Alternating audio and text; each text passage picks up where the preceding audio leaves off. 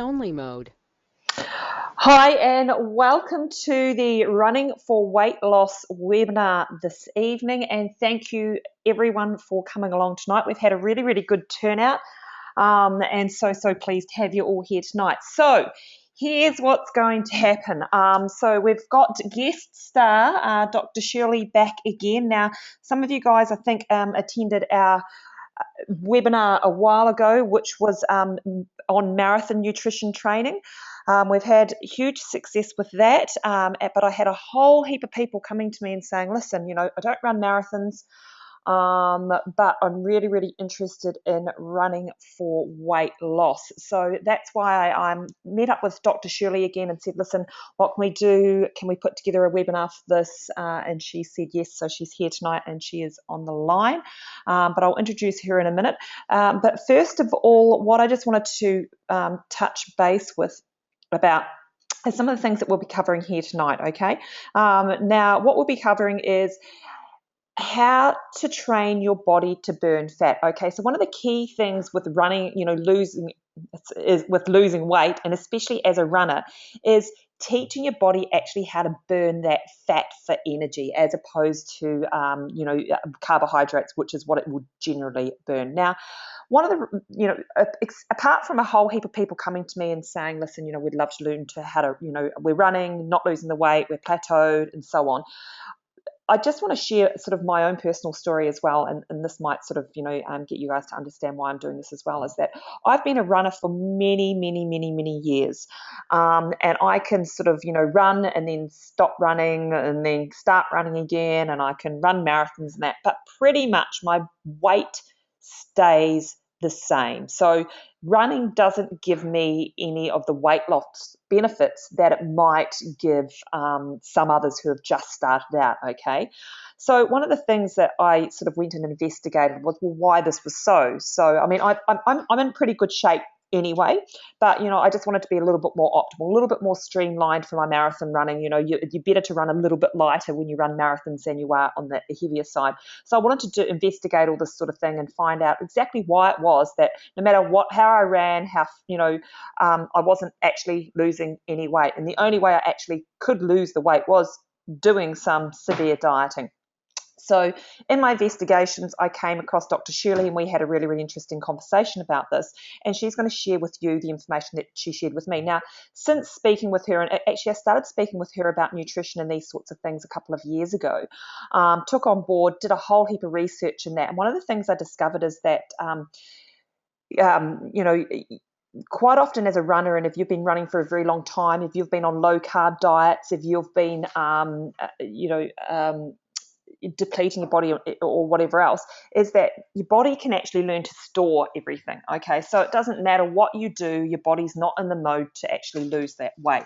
So when I discovered all these things, I thought, okay, well, that seems actually fair enough. So after speaking with Shirley, and I've been doing some of her eating programs, so teaching my body how to burn fat was when I actually started to notice a real difference and started dropping some of the, and when I say weight, I don't actually really mean weight on scales either. I'm talking about measurements, okay? Because I can actually drop a whole heap of measurements but not move all that much on the scales, and you guys might find that as well, okay? So we're going to talk about how to train your body to burn fat, the secret ingredients to how to actually utilize fat for as your main energy source. This is really, really surprising. I was quite shocked when Shirley showed me some of these things. How often to eat and how much to eat to achieve your running and weight loss goals. And we're going to talk about also some about sugars, and that, yeah, sure, there are some sugars that are bad, but there are some that are good, and which ones those are as well. And how to lose those extra pounds that may be holding you back from some of your goals, and how to do it without actually jeopardizing any of your running training and whatever goals that you've got in running in the first place, okay? And also, if it's okay with you guys, we're actually going to go through this, and at the end of it, we're going to show you guys how we might be able to help you achieve your running and weight loss goals as well. So just a really, really quick intro about me, who we are and why you should listen to us. My name's Kerry Fitzgibbon. I've been running for over 30 years. I actually started running when I was around about 7, 8 years old. I have got my daughter into running as well. So there isn't really anything about running I don't know. I've done 6 official marathons, but I've done 50 plus mountain marathons. I've done adventure racing, so 24 to 48 hour racing. I've done, they've got a race in New Zealand called the Southern Traverse, so that's a 5-day endurance race. Now, even with some of these endurance races and that, like, it was just really your body needs to go in and burn that, utilize that fat, because it's a longer energy source as well, okay? I was a New Zealand body sculpting champion, so that's a little bit like bodybuilding, but more figure. So heaps of nutrition and diet plans inside there. And I was also a New Zealand multi-sport champion as well. And there's another event in New Zealand called the Coast to Coast, and I was one of the top 10 females in that, okay? But the reason why I'm telling you all this is that I have still struggled with my weight, okay? One of the reasons why I did all this, yes, I got into it at a really young age. It was inbred into me, I guess. I don't know anything different. I've always been a runner, but I have also had weight issues. I haven't always been as lean as I am today, and I've had to really take on board information like Dr. Shirley has shared with me to enable myself to actually have a really, really good sporting, especially the last couple of years of knowing this information and applying it into my life. Effectively, I've been able to have my cake or have my chocolate and eat it too, as well as look great, I feel great, and I'm able to perform at an optimal level. My marathon times now I'm a 40-year-old mum, and I've got 2 children, in fact a single mum with 2 children, so very, very busy, and run a couple of businesses. But I've been able to cut down my marathon times to now my best marathon time was 3 hours 21.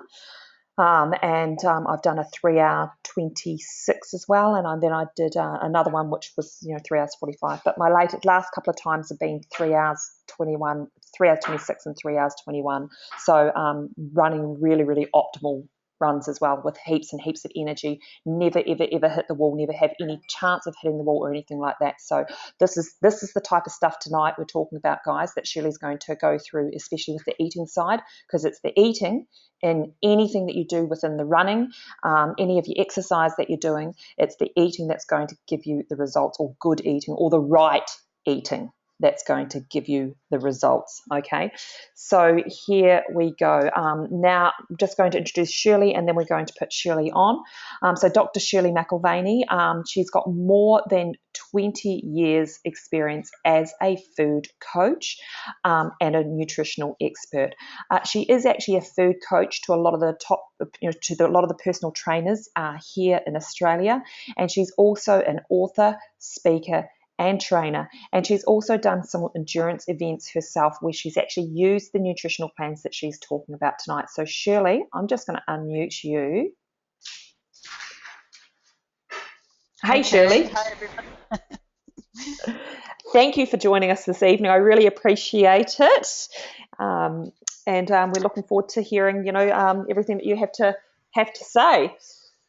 Great. Well, thanks very much for inviting me. I love to do these webinars because I'm a very curious person, and as a GP, I'm always looking at the cutting edge for nutrition and exercise and finding out the new stuff, and I just love sharing it with people because I get so excited about, when I discover something new that I hadn't.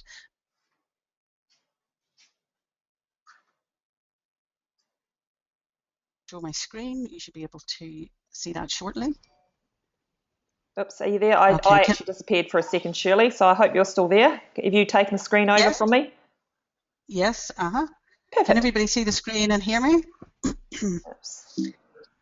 Yep, okay, great.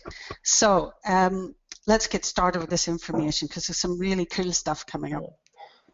Now, tonight in the webinar, I'm going to be covering 2 things. One is the foods to eat for weight loss, the best way to approach eating, and also then the second half of the webinar is going to be about doing the right exercise to maximize your weight loss from running and other exercise. So the burning question is what foods to eat for fat burning. And basically, you want lots of healthy fats. So your body will be encouraged to burn fat if you're eating healthy fats. And I'm going to talk a little bit more about that in a second. Good quality protein, of course, but maybe not as much protein as we think we need. And anybody who's been watching Michael Mosley's program this week on the meat industry, oh, sorry, let's go back. Well, you know, he estimated that about 100 grams of meat per day, so that's about that's actually only about 25 grams of protein is what's sustainable worldwide in terms of the meat industry. You probably need a little bit more than that if you're exercising, but I'll talk more about that in a second. And of course, some complex carbs. Now, this is a really interesting area of controversy. I'm going to talk a little bit more about that in a second. So your body will always burn carbs first if it has carbs in storage. But what you want to do is train your body to burn fat for fuel and not go to the carbs first.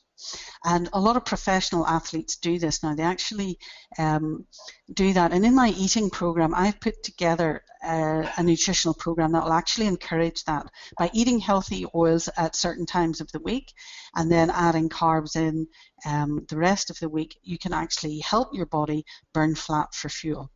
Because you were showing me, just to interrupt just slightly there, are you going to go through that graph? I met with Shirley, Dr. Shirley, a few weeks ago, and she was just showing me this amazing graph of, you know, tests that have been done exactly on this, people burning, you know, the fat for a short amount of time and then going straight to the carbs. Yeah, I've got those graphs are coming up shortly in the second half.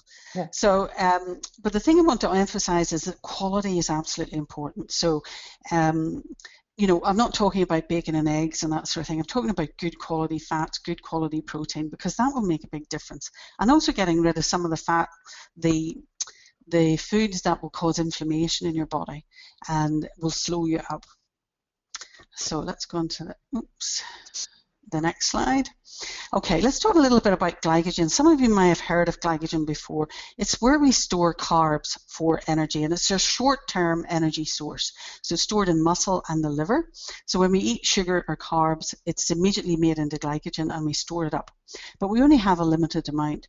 And what happens when you're running is once all the glycogen is used up, you hit the wall and you run out of glycogen, and then your body doesn't know what to do. So you find you've got no energy and you know, you just have to stop.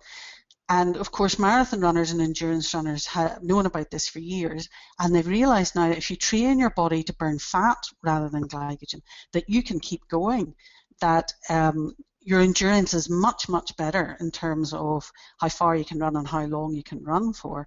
But it also has the benefit then of encouraging weight loss, encouraging burning your fat stores, which is what you want. You want to get rid of the fat stores. And people have made the mistake in the past of eating, you know, storing up on lots and lots of carbs.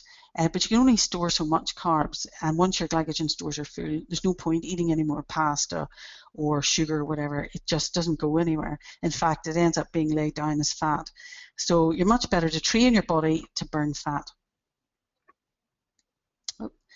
And how do we do that?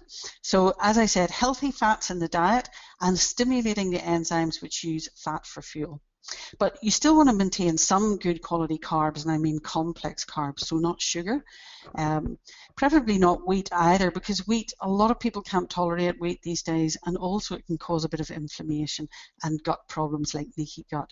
So you want to minimize your reliance on wheat as a carb and look for some of the other, there's a great variety of good carbs now to eat, you know, like quinoa and chia and these sort of things. So mix it up a little, but make sure that the source of all your food is really healthy and organic if possible, because that really makes a difference. So what are the healthy fats? Okay, so the first thing up is saturated fat is good. The research has been looked at time and time again. There's nothing wrong with saturated fat, but some animal fat is inflammatory, and so it causes problems. But if it's organic source, so if it's organic cream or butter or good cold pressed organic coconut oil, it's actually really good for you, because we need a lot of fat in our body, particularly in our brain and also in all of our cell walls. So organic butter or ghee, and then of course olive oil. So olive oil and nut oils are full of healthy omega-6s. So along with avocado and avocado oil. So these are great for putting in salads. So macadamia nut oil, avocado oil, these are just wonderful.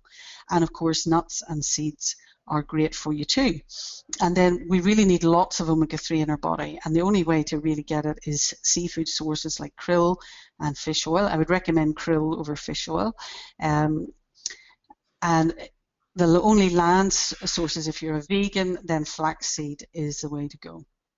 I was thinking, Shirley, though, and just stepping back a bit, like that's one of the things is that, for so many years we've been told fat-free, 97% fat-free all the way through, and realistically what you're saying is that, well, we actually need, especially good fats, but we do need fats. Yeah, look, if you dry out your brain and take all the water out of it, your brain is 50% fat. And so people who are on a really low fat diet, they often get anxiety and sometimes depression because the brain is not getting enough oil around it to protect it. And they can get nerve pain and irritable, sensitivities and that sort of thing. Our cells need it. Our hormones, all of our sex hormones are made from cholesterol. And we also make vitamin D from cholesterol. So we really, really need these healthy fats, but it's all about the quality and choosing the right stuff. Yeah. So just looking down here at the list of bad fats, so trans fats we know are really bad for us. They cause lots of inflammation. And where do we find them? We find them in processed foods, but we also find them in things like non-dairy creamers. So some people, take these instead of milk, but actually much better with healthy milk. Because the non-dairy creamers have a lot of trans fats in them.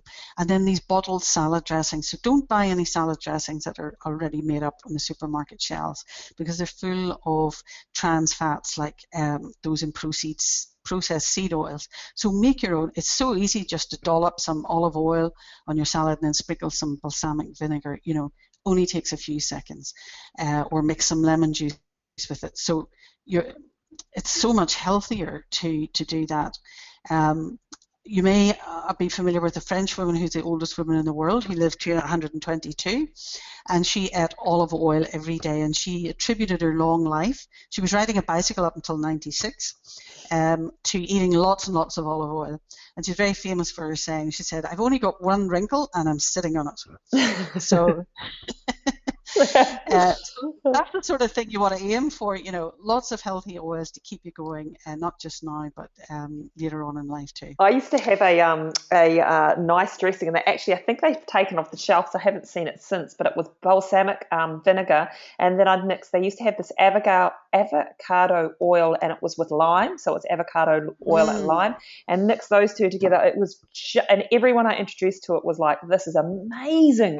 And then all they've got is the avocado oil there now. I haven't seen the one with the dollop of lime yet. Well, it's so easy just to put your own in. Yeah, it doesn't take that long. But any processed food you see in the supermarket shelves are going to have inflammatory oils in them, and of course processed seed oils like canola and sunflower oil, because they're heat treated or chemically treated, it turns something which could be healthy like sunflower oil into something that has a lot of trans fats in it. And you see now a lot of foods that traditionally would have been soaked in olive oil, like feta cheese, it's all in canola oil because it's obviously much cheaper. Okay, so I could go on talking about oils all day, but I have to move on. If you're interested, tomorrow night on ABC on the Catalyst program, they're going to be talking, I think Peter Evans is on the show, they're going to be talking about healthy fats and how it's important to have healthy fats in your diet. So that's just a little add-on. If you have time to watch it tomorrow night, it should be really interesting. And they're also talking about low carbs. Now, how much is the right amount of carbs? Well, to be honest with you, nobody knows the right answer. But and a rough average is 3 to 10 grams per kilogram per day. So if you weigh 60 kilograms, then 10 grams would be 600 grams of carbs, or 3 would be 3 times 60, which is 180. So it depends whether you're active or not. You may need more if you're training a lot. And if you're doing a lot of training, you're running more than 3 hours a day, you may need actually the 10 grams per kilogram. But for weight loss, you do want to limit your carbs to a certain extent, not too much, so you don't want to throw carbs out completely, and I'm going to explain why when we get to the exercise. But a good average for weight loss is aim for about 100 grams of carbs daily. So that would be a couple of pieces of fruit and maybe like a small potato or a piece of pumpkin with dinner at night. Oops. And you want to keep your fructose low, less than 50 grams per day. So you want to choose fruit that's not so high in fructose, like watermelon, berries, even strawberries. The highest fructose is bananas and apples. But everybody is different, and some people who are doing lots of exercise may find that 100 grams of carbs is not enough. Other people might find that they can reduce less than 100 grams and lose weight and still feel good. So you do need to experiment a little bit with your own body. It depends on your own metabolism and also how much exercise you're doing. Just a little bit about carb addiction. If you're on the previous webinar, you'll have seen this one already. What happens is if you start the day with sugar, your blood sugar goes up and down. So the blue one is the glucose. So if you have something sugary at breakfast, your blood sugar goes up quite quickly. Then your insulin goes up in response, and that brings your blood sugar down. And within a few hours, your blood sugar is low, and you're feeling craving for carbs. So you eat more carbs. Up it goes again. Then the insulin goes up, and you end up with a seesawing of your blood sugar up and down all day. And then your insulin is going up and down all day. You get these pulses of insulin. Eventually your pancreas gets tired and you end up with diabetes after a number of years. So start the day with protein and fats. So this is why bacon and eggs has traditionally been a really good breakfast. I think eggs are great, but you want organic, free-range eggs. That's the best way to go, because the quality of eggs can vary so much. You certainly don't want to be eating cage eggs. And also with bacon, it's very hard to get really good pork these days when you look at how pigs are kept in captivity and fed and everything. It's not particularly healthy. So look for organic, free-range pork if you really like your bacon in the morning. But I would say maybe just once or twice a week for bacon. The rest of the time, you should be adding more vegetables in at breakfast, like having an omelette with lots of veggies in it. Okay, so that's carbs. Then just a quick word about protein. Quick rule of thumb is 1 gram per kilogram of body weight. So this is grams of protein. We're not talking about grams of meat, because meat is only about a quarter protein. So if you weigh 60 kilograms, you need 60 grams of protein, and that translates into about 200 grams of meat a day. So the ideal is, we all eat in the Western world, we eat far too much meat that we don't need.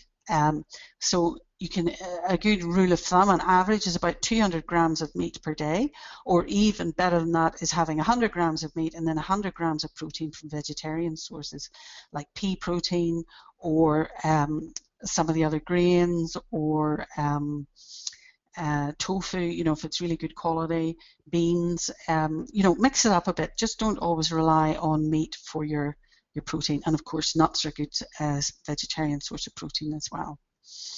So you've got to have protein and also carbs within 1 hour of exercising. So don't forget to have some before exercise and also within our 1 hour afterwards. Some people like branched chain amino acids, and I find those are really good because they're already amino acids. The proteins are broken down and very quickly absorbed. So if you're doing endurance exercise, the branched chain amino acid powders are quite good. If you're going to choose protein powders, whey is better than casein, because casein can be quite inflammatory. A lot of people react to it. So cut down the dairy and the wheat, and if you want whey powder to supplement, or pea protein or hemp protein is great vegetarian sources, and more athletes are using hemp protein in their smoothies. And spirulina as well is a good source of protein.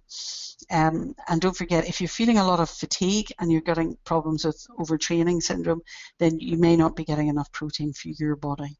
Again, these are only averages, so everybody's a little bit different. Okay, so let's move on to the exercise, which really fascinating stuff coming up at the moment. So we want to exercise to maximize fat burning. So I'm not focusing today so much on endurance and speed so much, but focusing particularly on fat burning because I think that's what you all want to hear about. And I just want to show you, this is a little diagram of a cell. Now, our bodies are made up of millions of these cells, and most of them look pretty much the same, except for our sperm and eggs, which are a little bit different, and blood cells don't have a nucleus. But most of the cells in our body are pretty much the same like this. We've got a cell membrane, which is really, really important. And you've got the nucleus in the middle, which holds the genetic material. But all through the cell, you've got these little mitochondria, and these are the power cells. These are the batteries of the cell. And they're distributed all throughout the cell here. You don't need to worry about any of the other names on this slide. Just focus on these things. They look like little bacteria, but they are what's producing the energy in the cell, and the more you have of those, the more energy your cell can produce. So that cell could be in your liver, it could be in your brain, or it could be in your muscles, and that's really important for exercise. Okay, when we look at the mitochondria up close, again, you don't need to worry about most of these words, but it's got these little layers in it that make it more able to produce lots of energy, and inside it's got what's called the Krebs cycle. Any of you scientists, you've heard this before. But the important thing I want to draw your attention to is ATP. Now, some of you, if you've been in the fitness world, you've heard about ATP. That's our little units of energy. And so we use fuel, and this example is sugar, and we use oxygen, which we breathe in, and we make energy. We make ATP from that. We also make water, and then we make carbon dioxide, which we blow out. So all these little power cells in our cells are making ATP for us to use as energy. Okay, so what does that translate into our metabolism, and how does it work? And this is an example of the perfect metabolism. So what are we looking at here? So down here on the bottom axis, this is pulse rate. So pulse 50. Some very fit people, their pulse is regularly 50 at rest, but most people are around 60 to 70, and it goes up to 150. So when you're exercising really intensively, your pulse could go up to as much as 150. Now, what happens in your body, if you look at the blue line first of all, this is burning carbs. So at low levels of pulse rate, so at low intensity exercise, in the perfect metabolism, we don't use carbs very much. We actually burn fat most of the time, and fat is the red line. Okay, so if you're exercising, so maybe you're walking, you're doing some gentle exercise, your pulse is only up to 70 or 90, you should be burning lots of fat. Now, this fact is not new. This has been around for 10 to 20 years. Everybody knew about this, but unless people see it through their own eyes, they don't actually believe it. And people tend to think, oh, the harder I exercise, the more weight I'm going to lose. And so there's lots of people out there, and they're doing 2 or 3 exercise classes a day. So they're on the treadmill, and they're doing a pump class, and they're going for a run. And what's happening is they're exercising up in this area, which doesn't have much fat burning. What they're doing is burning lots of carbs, and then craving carbs to replace after exercise, and they're not really doing anything for fat burning at all.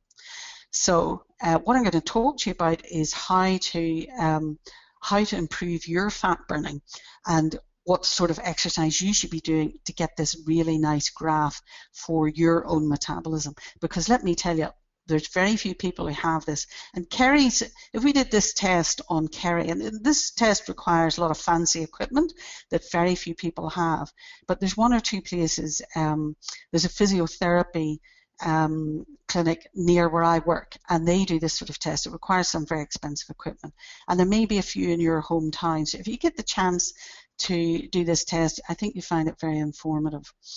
And so they do your test at rest, and they also do the exercise. So they take your pulse right up to 150 and plot this graph for you.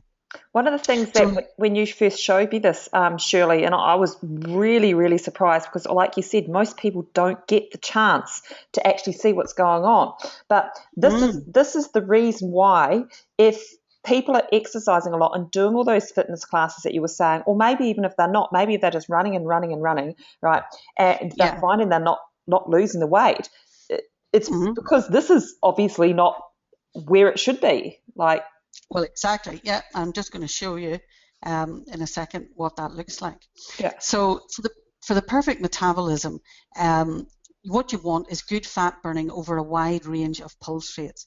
So if you see here, the fat burning, the good fat burning extends from pulse about 70 right up to about 120. So there's a full range. It isn't just a blip around 100, it's over a good range. So it means like walking, maybe your pulse is about 80 or 90, you're fat burning. Maybe something a little bit more intensive, even up to 110, you're still fat burning. And it's only when you get up to over 120, 130 that the fat burning goes down and the carbs take over. And this is the way our body's designed. So, you know, if any of you are interested in paleo, we go back to caveman days, you know, most of the day, cavemen were in this area. They were walking, foraging for food, doing tasks that were sort of low intensity, and then you might have to hunt and chase something to catch it for food, or maybe run away from a predator like a saber-toothed tiger. So this is perfect paleo exercise, and so this is what we want to aim for. So you want fat burning over a wide range of pulse rates, and you want fat burning at low intensity exercise, and then the carb burning at high intensity exercise. Okay, so this is an example of poor metabolism. And, you know, so this person has got the carbs, so the carbs haven't been affected, still carb burning at high pulse levels, but the fat burning is terrible. So this scale is calories per minute. So this person's only burning about 2 calories per minute right through all the pulse ranges. So no matter how much exercise they do, they are not going to lose weight. And there's several reasons and several different types of people who get this sort of profile. One of them is the athlete or the person who I've just described who's doing loads of exercise. They may be doing 2 or 3 classes a day and they're not getting anywhere. They're not losing any weight at all. And I've lots of patients have talked to me about this and said, I'm not getting anywhere. You know, I'm eating nothing and I'm doing all this exercise and nothing has changed. So one of the reasons for that is when you reduce your carbs too much, your body thinks it's starving, and so it stops burning fat because it thinks famine is coming. Your body hasn't really evolved from caveman times. It's still thinking like a caveman. And so the biggest problem as a caveman that people had was not enough food and famine over the winters. So anything that happens to your body, like stress, particularly chronic stress, which so many people have now, you know, we're all worried about everything. We have lots of cortisol and adrenaline coursing through our body all the time. And cortisol in particular makes you conserve fat. So cortisol will do this to you. So if a lot of stress will give you this profile, and also doing lots and lots of exercise and not eating enough carbs. So going below, you know, 100 down to 50 carbs a day is not enough. You'll end up like this because your body thinks it's starving and it'll stop. It'll turn off the enzymes for fat burning. And that's something that, you know, might be contrary to what you've heard before. So what happens with people who go on very low carb diets, like the Atkins diet or a very strict paleo diet, is you initially lose lots of weight. So you might lose 5 kilos pretty quickly or 10 kilos. You're feeling really great, but 2 or 3 months down the line, the weight loss has stopped. And of course, for a lot of people, 6 months down the line, the weight has all come back on again. Why? Because this has happened to your metabolism. So unfortunately, what most of us want is quick and easy, rapid weight loss. And unfortunately, rapid weight loss is very bad for metabolism because you end up like this. And this is one of the reasons why 85% of people who lose weight put it back on again. So unfortunately, the big answer is that rapid weight loss is just not good for us. And you know, it might give you the look that you want if you're going to a wedding or a big party or something, but if you want to lose weight permanently, rapid weight loss is not the way to go. So unfortunately, that's the bottom line. So starvation diets, very low carbs and lots of exercise you'll end up with this kind of metabolism. And Shirley, just going back to that, one of the things that you were discussing when we were talking about this is it can actually stay like that for a long period of time as well, unless you do something about it, which is what you're going to show us. Yeah. But that's absolutely. So even like I think you were saying even maybe even a year down the track, they could still be at that level of. Oh yeah, even 2 or 3 years, unless you do something about it to stimulate your metabolism. And most people don't realize that this is where they are. because you know, they're not having this test done, and there's no other way to look at this except getting this test done. But most people, you know, who've struggled with different weight loss programs and struggled with exercise, they're here and they don't know it. And unless you do the right exercise, you'll never get out of this. So fat burning will be a problem for 2 or 3 years for you. So we can kind of assume that if fat burning has been a problem, then they're probably at this level. So, you know, Yes. for the ones that can't go and get these tests because, you know, they don't have the facilities in the town and that. I mean, from what I can gather is if you're struggling, you've tried all sorts of things, whatever else, and you just can't seem to lose, you know, or, you know, lose the extra weight and whatnot, you probably have a poor metabolism for burning fat. Exactly, yeah. And the good news about this is that it's not to do with lack of control or lack of discipline. And a lot of people beat themselves up, you know, and I've been through it myself. I've struggled with my weight my whole life. I'm pretty short. I'm only 157 centimeters. So I put on weight really easily. And, you know, a lot of people get very depressed, they beat themselves up, they feel really guilty. But what's happening is they've got very slow metabolism, and they're not burning fat, they're not in fat burning mode. And also, if they're eating a lot of carbs, and unfortunately, in our sort of normal everyday diet, you know, with muffins and cookies and toast and cereal and all this stuff, we're eating about 85% carbs in our diet. And you know, so you get cravings for carbs. It's actually a physical thing. This is nothing to do with not being disciplined. This is actually physiological things going on in your body. So throw away the guilt and stop beating yourself up and get on to these things straight away, because this is what's going to make the difference. Okay, so we talked about over-exercising and very low carbs, but the other reasons for this poor metabolism are starvation diets. So that's anything like the lemon detox, the Atkins diet, yo-yo dieting, so going on a really strict diet where you're hardly eating anything, like HCG where you're only eating 500 calories a day, very low carbs where you're not eating any carbs at all, and some of the shake diets are like this, it's hardly any carbs, and everybody's talking about going into ketosis, some people find it very hard to get into ketosis, particularly if they're prone to weight gain. So don't worry if you can't get into ketosis. And I don't honestly think ketosis is pretty healthy for you. I don't think it's very good for your body long term, and I don't think it's a very natural state for our bodies to be in. But there isn't really any research to prove that one way or the other. But the other thing is long fasts. So, you know, what's very popular nowadays is these juicing fasts. And what you're doing is you're combining lots of carbs with lots of fruit and nothing else for maybe 10 days or 2 weeks. Now, I don't have a problem with people like doing a 3-day juice fast, particularly if it's with lots of veggies and greens and kale and all that sort of thing. I think that's really good. It's not particularly good for weight loss. What you might do is lose a bit of fluid, but I don't like the long fast. I think long fast longer than a week, it's going to affect your metabolism. It's equivalent to a starvation diet, and so it's going to inhibit your metabolism and your fat burning long term. So a few days fasting, like a weekend or a long weekend, get all your greens juices in, that's great, but don't go in for any long fasts because it will ruin your fat burning. Okay. So why does this work? What's the science behind it?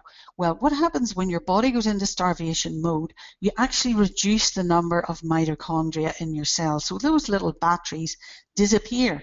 So you can't make energy in your cells, so you can't burn energy. So you've got low energy production, and then you've also got low fat burning. So these two things combined make you feel tired, and then when you do exercise, you're not actually burning fat anyway, and you're probably going to be craving carbs because you're going to be using carbs for exercise. So as I said before, often with these starvation diets, you get initial good weight loss, but then the fat burning is inhibited. So a few months down the line, you reach the plateau, and then you find the weight's creeping on and on and on again, even though you maybe haven't changed what you're eating. And this is the reason. This is the science behind it. Small number of mitochondria. And the science, the exercise scientists have done a lot of research on this. So we know that you can actually see the number of mitochondria per cell decreasing. Okay, so what's the fix? What's the good news? Well, with doing the right type of exercise, you can increase the number of mitochondria again. And you want to also do lots of fat-burning exercise.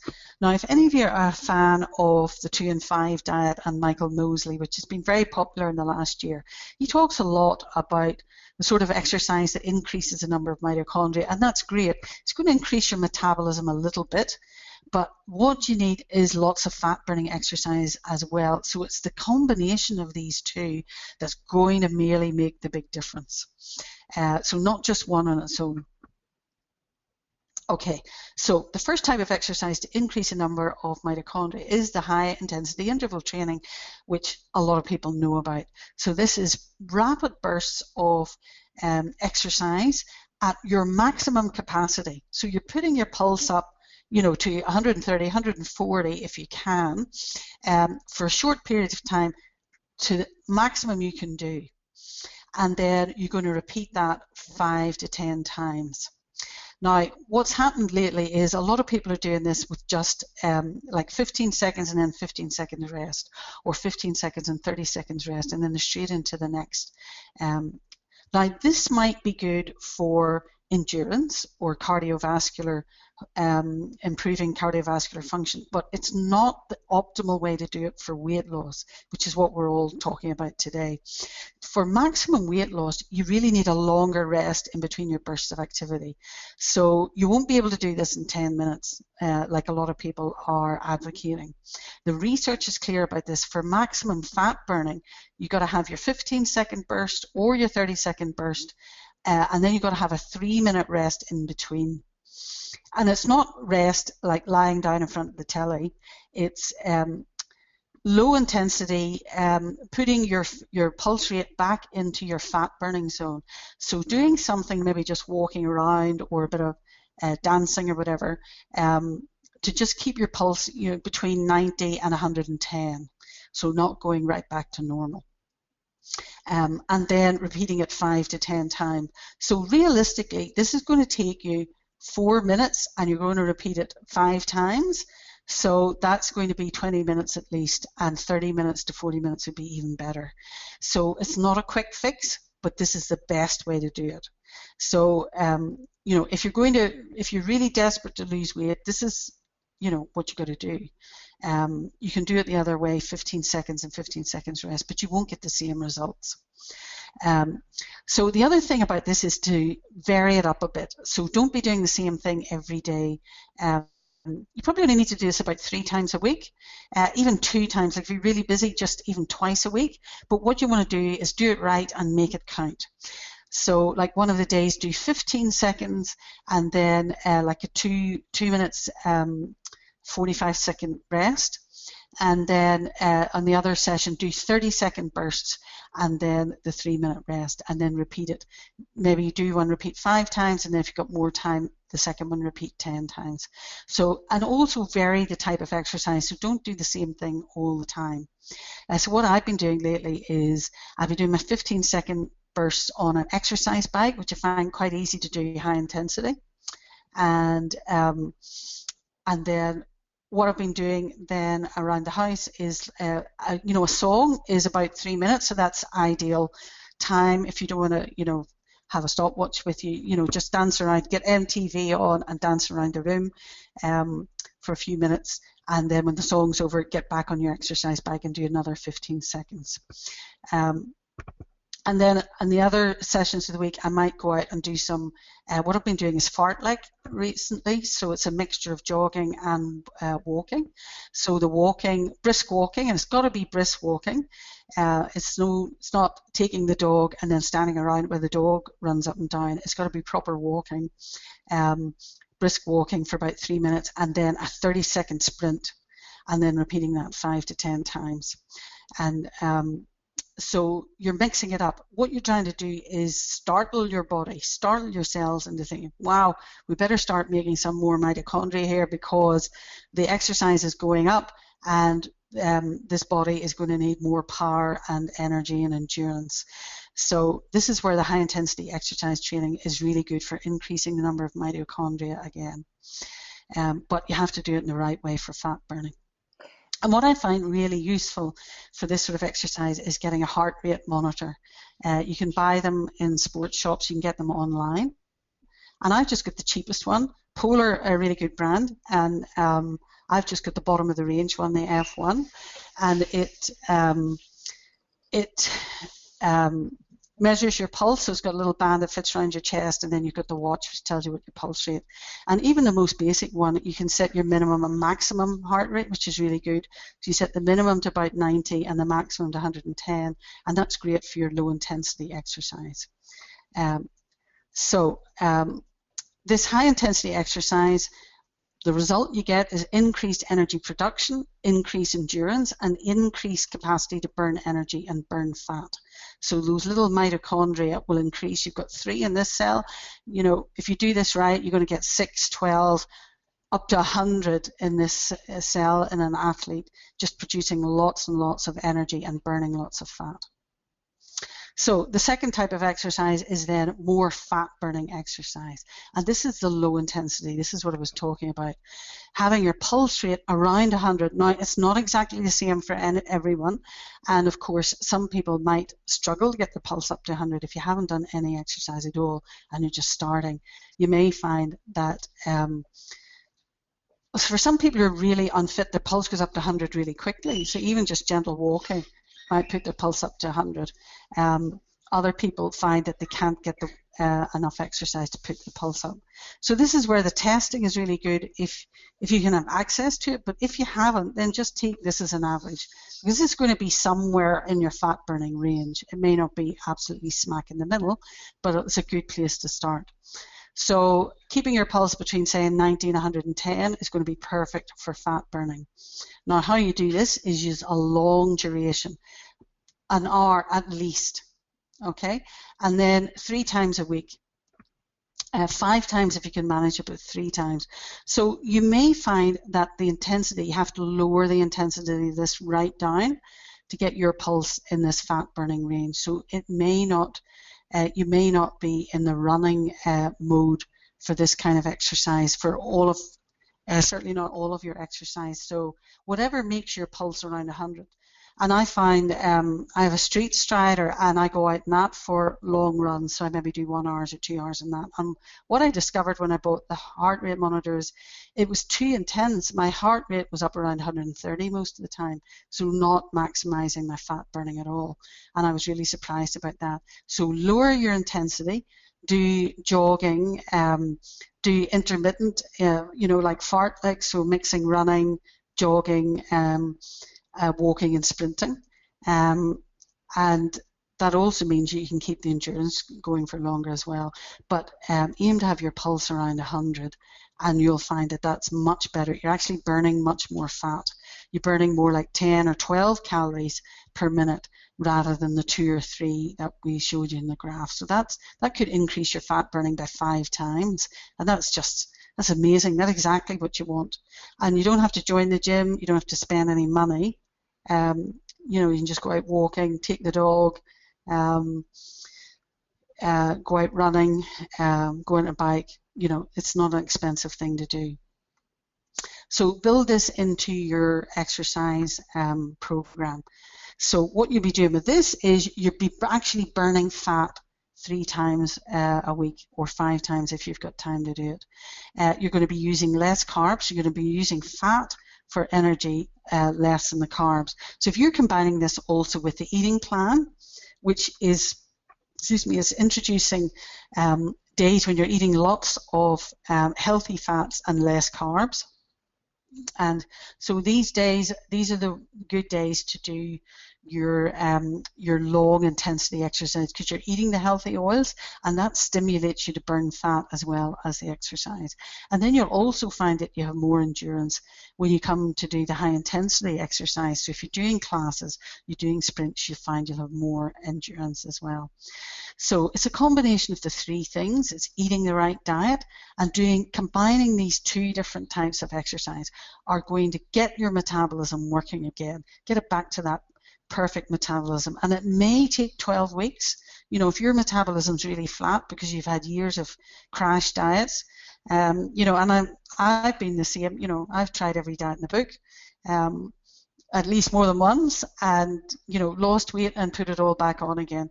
So I know exactly where you're coming from, and now I understand why, and I'm committed to to doing this for the rest of my life, because and also I know this is sustainable. It's not like I have to go to the gym and spend lots of money on 6 gym classes a week or anything like that. This is doable for most people.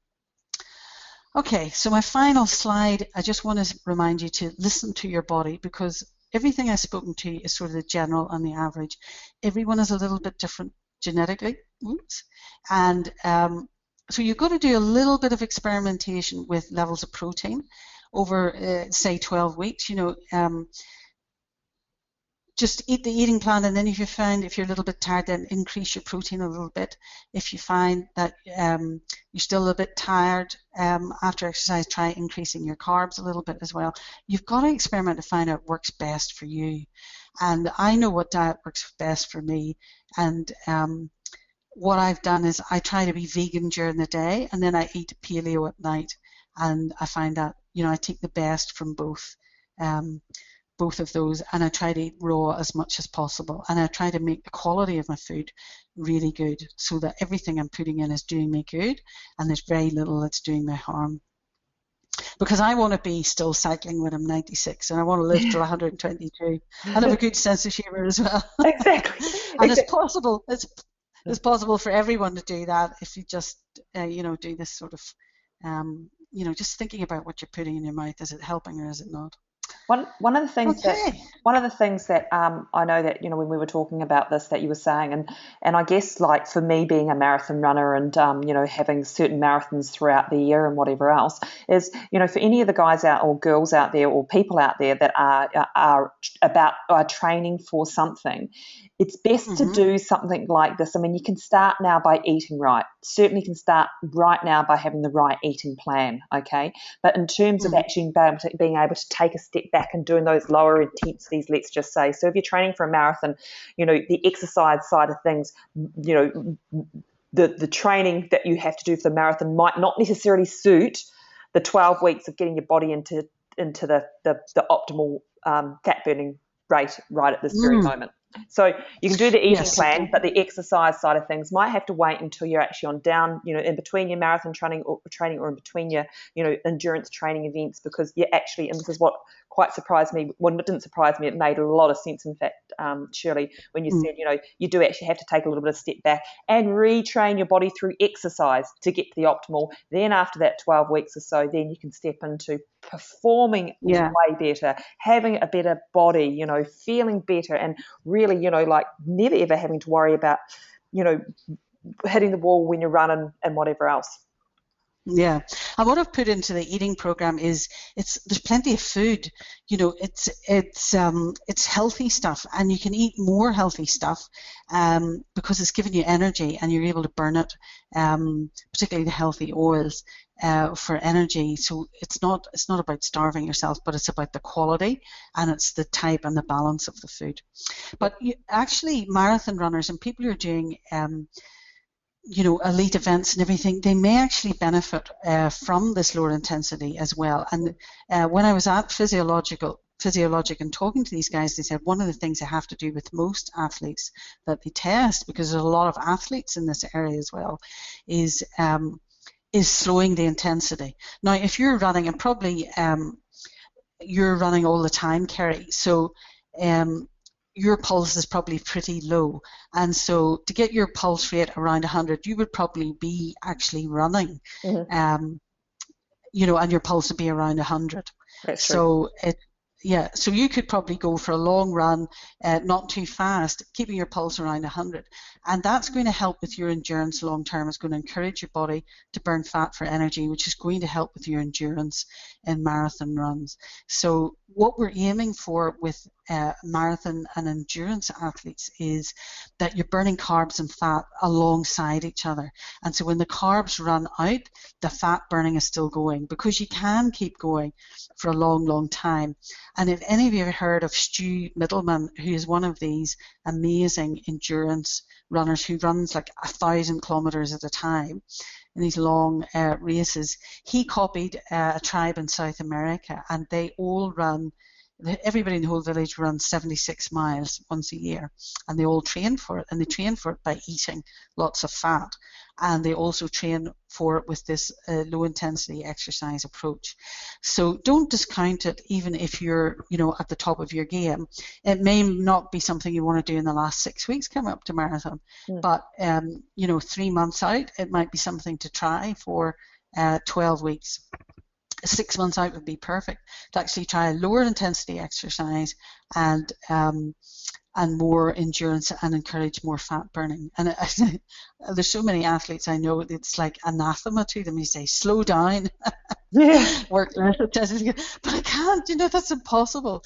But sometimes, you know, slower is better for our bodies, and you get better results out of your body by just lowering the intensity a bit and working within these pulse rates. Yeah, no, it's like that. Actually, I liken it. Do you know what I liken it to? Actually, this whole sort of thing is that, you know, when the woodcutter that keeps, you know, chopping the wood with his blunt axe and doesn't have the time to sharpen his axe. It's the same sort of thing as this. It's the person who's training or running to be optimal and whatnot, but can't actually slow down or, you know, take it back and actually do it properly to make sure it happens. It's like, no, too busy, you know, running on that treadmill kind of thing. So I absolutely love this. It's just, you know, just finding it huge benefits as well in my running, in my body, and absolutely everything. So thank you. Now, what I want to do now is I'm just going to take over the reins here. Oops.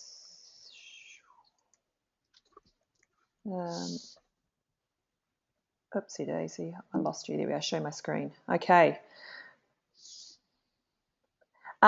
Thank you for that, Shirley. Now, one of the things that what we've come up with, well, Dr. Shirley has come up with, is like we said, you know, exercise is certainly one portion of it, and so is eating, and they have to sort of go hand in hand. But one of the things that we can help you with right now, and, you know, especially with the advice on this webinar with the eating, is we've put together, or Dr. Shirley's put together a 12-week nutritional program.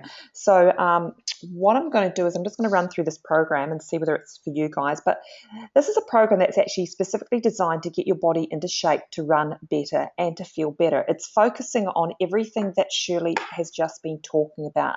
You know, the eating fat to burn fat, eating those good fats to you know, and making your body feel better, so that you can actually lose those few extra pounds if that is what your goal is. And really to look at reprogramming, or to reprogram your body to metabolize fat. So to get to that perfect metabolism, which is what we all strive after. And honestly, Shirley, like hearing you talk about this a few weeks ago, it was my huge aha. I went, oh, yes, that absolutely makes sense to me, and I can, you know, have fully experienced that myself. So, and really, it's a program that's designed to keep you on track to achieve your weight loss goals. If you are a runner and you can absolutely, you know,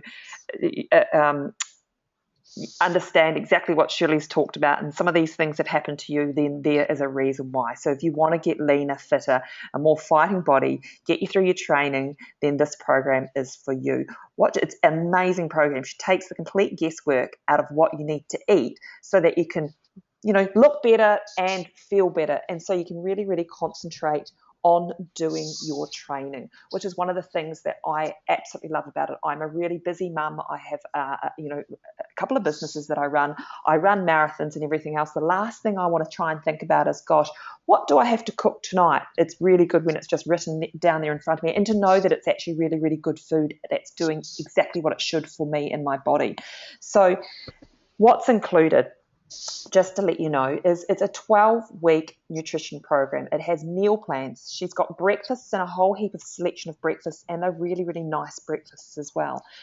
There's lunches as well, and some beautiful lunches and dinners as well, okay, and snacks in between. And actually, some of the snacks include chocolate. We get to have chocolate on this, which I absolutely love. Absolutely love, and all the different flavoured chocolates that you can make and stuff. So, and in fact, I did post about this a little while ago on one of my Facebook pages. It's like, hey, and someone was saying, what, an eating plan that you get to eat chocolate as well? Yes. But it's healthy chocolate, it's not chocolate bars that you buy in the shop. Yes, but what I actually found, I love chocolate. I've got a real sweet tooth. But what I found, like initially in eating any of this kind of raw chocolate or the healthy chocolate in that, maybe the first time you eat it, you kind of go, oh, but it just like, a few more extra bites and I'm just like, wow. And it's amazing. I absolutely love it now. It's, grab this dark, really dark chocolate and it just tastes great. It's perfect actually for getting rid of those chocolate cravings, and you get to have, other chocolate cravings. So she's got specific meal plans. So these are designed to help you, like I said, burn fat instead of energy, burn fat for energy instead of carbs as your main energy source. We includes a shopping list. The first week you get a shopping list with absolutely everything you need. Most of that shopping list can last you throughout a few other weeks and then you'll just have to top up along the way. But it's so you know exactly what you need to buy to prepare for your meals, okay? The recipes are amazing. You can really enjoy your food without the hassle of worrying about what to eat. Now, some of the recipes, there was a really, really nice fritter. It was a zucchini fritter or something like that, if I remember rightly, was one of the recipes. There was also a delicious chicken casserole thing. Some really great recipes that you've got there, Shirley. And for someone like me, go. Yeah. They're all stuff that that I make for my family, and we eat on a regular basis, so that's why I put them together. They're all things I know are good for you, but it's also buying organic, buying stuff from good quality will make all the difference as well. Yeah. And one of the things I found about these recipes and making, and preparing them and that is that I'm busy. I've got such a busy lifestyle and that, and I just found them really, really easy to prepare, especially like in that first week. There's some things like your first couple of days, you actually prepare something that you can have for the next couple of days after that, okay? And you can make things ahead of time, and so I just found them really, really great, and I was looking forward to my meals. And I'm the same as you, Shirley. I've been on a few different diets and things like that where I've just gone, I can't even, and some of them I've been on shake diets as well where I've just not looked forward to my next meal. Whereas with this, it's just you kind of look for, it's like, look what I've got for lunch, dinner, and breakfast today. So lovely recipes. Thank you very much for making, putting this together.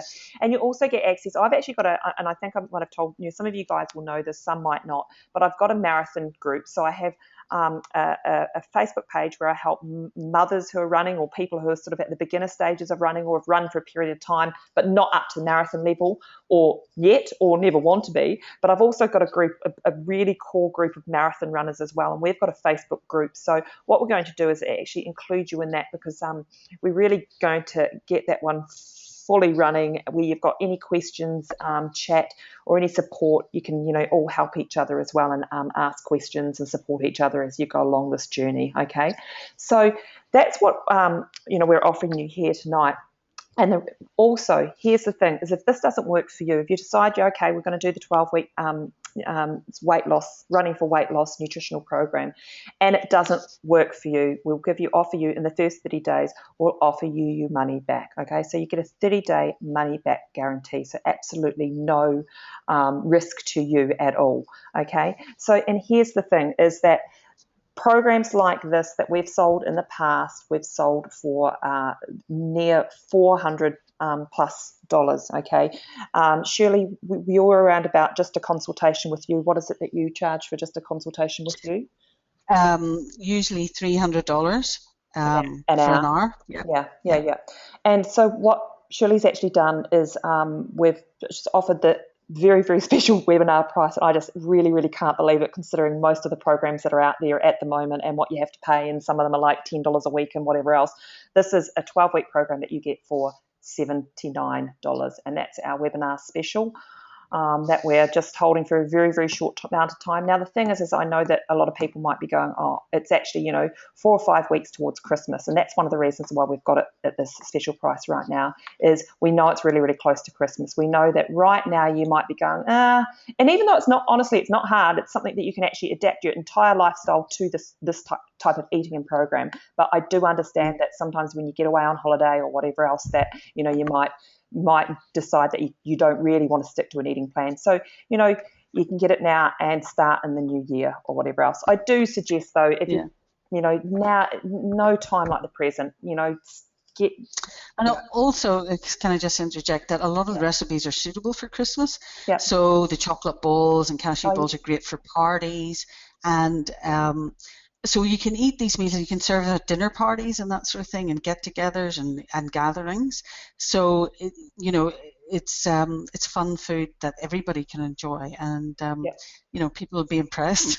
Yes. Well. Yeah, I had people around making them the meals, and they're like, "This is really great." I'm like, "I know, it's on the program."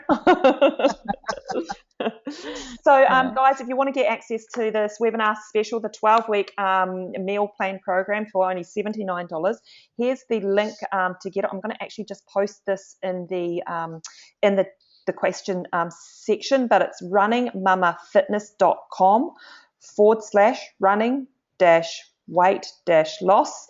What have we got here? -webinar-special-offer. I know it's a little bit difficult, so we're going to just post it in here. I'm just going to copy that. Should have had this ready to post. Sorry, guys. So I know there'll be quite a few people that will be interested in doing this. Where's my question? My question section here. And can I? Sorry, guys, I'm just having a little bit of difficulty trying to. Here we are. I might have to do it in the chat section.